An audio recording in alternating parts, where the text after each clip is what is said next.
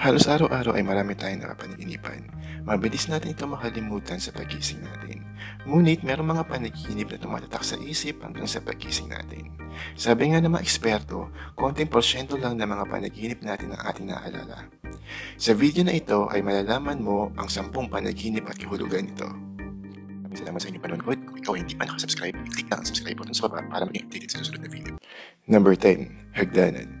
Ang hagdanan ay nagsiisimbolo ng tagumpay, kasaganahan o kaya pagsikat sa mga bagay na iyong tinatamasa. Kung ikaw ay nanaginip na umaakyat at narating mo na ang tuktok ng hagdanan, ang ibig sabihin nito ay magandang kapalaran na naghihintay sa iyong hinaharap. Kung ikaw naman ay mayroong negosyo, ito ay nangangahulugan na mapapaunlad o mapapalago mo ang iyong negosyo. Kung ikaw naman ay estudyante, nangangahulugan na ito ay magiging successful sa iyong pag-aaral. Number 9. Pagtakbo. Ito ang madalas na napapahinipan ng madami. Ito ay nangangahulugan na pagsisikap sa buhay na gusto mo nang marating.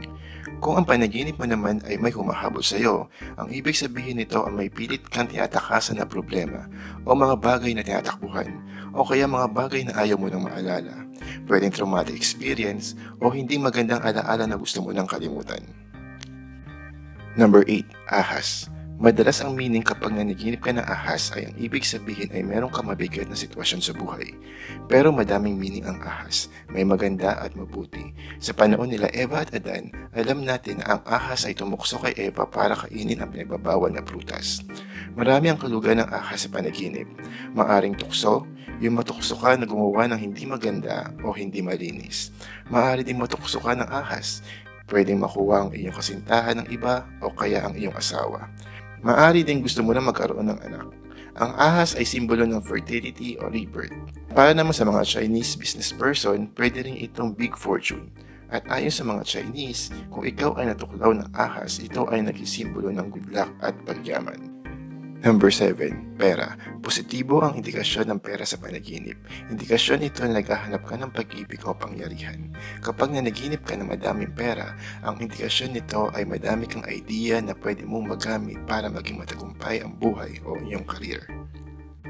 Number 6. Sasakyan. Kung ikaw ay nanaginip ng sasakyan o kaya ikaw ang nagdadrive, ang ibig sabihin nito ay alam mo kung saan ang direksyon ng iyong buhay at kaya mo itong mapagpatuloy ng maayos, ligtas, masagana at tahimik.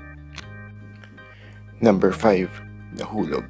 Ito ay indikasyon ng pagkawala ng kontrol sa ibang parte ng buhay mo. Number 4. Basura. Ito ay nangangahulugan ng pag-move on mo sa buhay. Handa ka ng kalimutan ng mga bagay o tao na naging parte ng buhay mo para sa magandang hinaharap. Number 3. Baril. Ito ay indikasyon ng self-defense. Maaring may mga problema ka na haharapin sa buhay para ipaglaban ang iyong kinabukasan. Pwede rin itong babala sa iyong buhay na may panganib ngunit kaya mo itong lutasin. Number 2. Pari.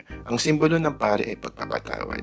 Ito ay indikasyon na patawarin mo na mga tao na nagkasala sa iyo para magkaroon ka ng payak na pamumuhay.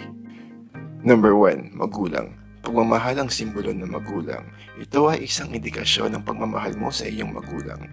Maaring namimiss mo na sila at namimiss ka na rin nila. Kung matagal mo nang hindi nakasama ang iyong mga magulang, ito ay sign ng pangungulila. Okay guys, maraming salamat sa panonood sa video na to. Sana nag-enjoy kayo. Kung hindi ka pa nakapag-subscribe, hit nyo lang po ang subscribe button sa baba para maging updated sa susunod na video. Maraming salamat!